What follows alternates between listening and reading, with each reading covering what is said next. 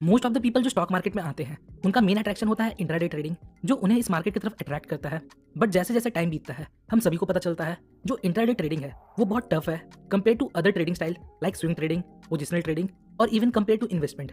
क्योंकि day trading बहुत stressful होता है, हाई रिस्क होता है और डे ट्रेडिंग में बहुत इमोशंस इन्वॉल्व होता है, जिसकी वजह से डे ट्रेडिंग में फेलियर रेट ज़्यादा है। तो आज की वीडियो में मैं आप लोगों को 6 गोल्डन रूल्स बताने वाला हूं जो हर एक बिगिनर को फॉलो करना चाहिए अगर वो एक successful number 1 trade like a robot. बिल्कुल सही सुना आपने, ट्रेड लाइक अ रोबोट। जब हम डे ट्रेडिंग करते हैं तो हमें एक रोबोट की तरह ट्रेड करना चाहिए। इसका मतलब हमें अपने इमोशंस को मारना है, हमें बिना इमोशंस के ट्रेड करना है। Emotions like revenge trading, trying to recover losses. होता क्या है, जब हमें मार्केट में लॉस होता है तो हम बस ये सोचते हैं कि किसी भी तरह लॉस किया पैसा वापस आ जाए, और ऐसे सिचुएशन में हम इमोशंस को कंट्रोल नहीं कर पाते और उल्टे सीधे ट्रेड लेने लगते हैं विदाउट एनी सेटअप या strategy. So trade like a robot. एक बार आपने डिसाइड कर लिया ये मेरा स्टॉप लॉस है, ये मेरा टारगेट है, तो बस उसको फॉलो कीजिए। अगर प्रॉफिट होता है तो वहाँ एग्जिट करिए, या स्टॉप लॉस हिट होता है तो स्टॉप लॉस को एक्सेप्ट करिए और सौदा काट दीजिए। एवरेज मत करिए कि थोड़ा ऊपर चला जाएगा तो निकल जाऊंगा। Rule number 2, set your daily limit loss. मतलब हमें एक अमाउंट अपने मन में रखना है कि एक दिन में इससे ज़्यादा लॉस हमें नहीं होना चाहिए। जो बिगनर्स होते हैं वो दिन की शुरुआत में सोचते हैं कि उसे उस दिन कितना मिनिमम प्रॉफिट होना चाहिए, पर जो एक प्रोफेशनल ट्रेडर होता है उनका टारगेट लॉस साइड का होता है। मतलब वो डिसाइड करते हैं कि उनका डेली लिमिट लॉस कितना होना चाहिए। फॉर एग्जाम्पल, किसी का 5000 डेली लिमिट लॉस है, इसका मतलब वो 5000 रुपये पर डे रिस्क लेने को तैयार है। अगर लॉस इससे ज़्यादा होता है तो वो उस दिन ट्रेडिंग बंद कर देगा। इसके पीछे का लॉजिक समझिए।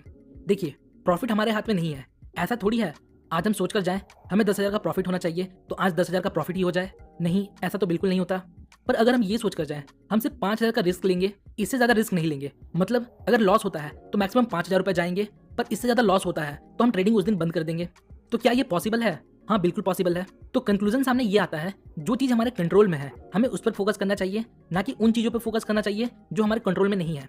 अगर आप डेली लिमिट लॉस को सेट करते हो तो इससे आप ज़्यादा दिन तक इस फील्ड में बने रहोगे, वरना सारा कैपिटल एक दिन में लॉस कर जाओगे। क्योंकि एज अ बिगनर हमें इस मार्केट में सर्वाइव करना है, और जो इस मार्केट में सर्वाइव किया है उसने ही पैसा कमाया है। Rule number 3, treat stop loss as cost of doing business. देखिए, जब भी हम कोई बिजनेस करते हैं तो हर बिजनेस में डेली और मंथली एक्सपेंसेस होते हैं, like rent, labour, salary, expenditure etcetera.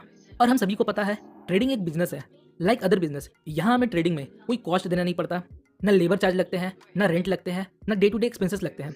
बस कुछ बेसिक नीड होता है लाइक लैपटॉप और कंप्यूटर विद इंटरनेट कनेक्शन, जो कि सबके पास ऑलरेडी अवेलेबल है।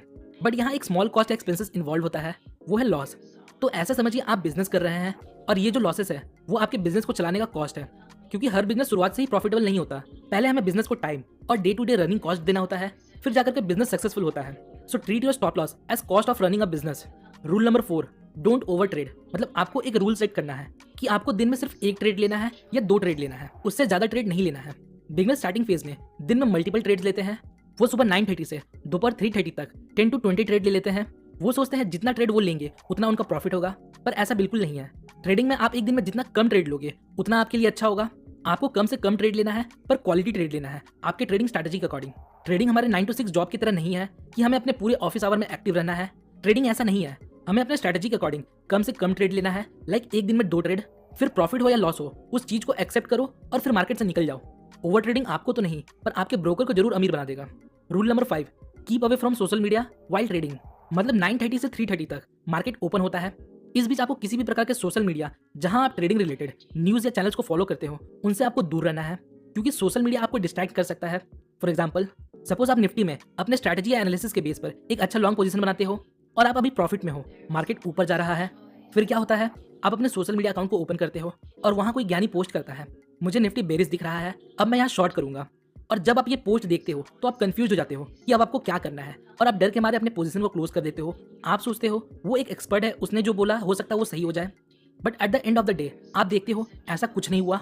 आप सही थे, आप सही डायरेक्शन में थे, पर सोशल मीडिया नॉइज की वजह से आप फियर के कारण गलत डिसीजन ले लेते हो। देखिए, हो सकता है वो एक्चुअली कोई एक्सपर्ट हो जिसने ये पोस्ट किया हो, पर एक बात याद रखिएगा, एक्सपर्ट भी गलत हो सकते हैं। सो खुद ट्रेडिंग सीखिए। Rule number 6, maintain a trading journal. मतलब आपको एक रिकॉर्ड कीपिंग बुक मेंटेन करना है जिसमें आपको हर चीज नोट करना है।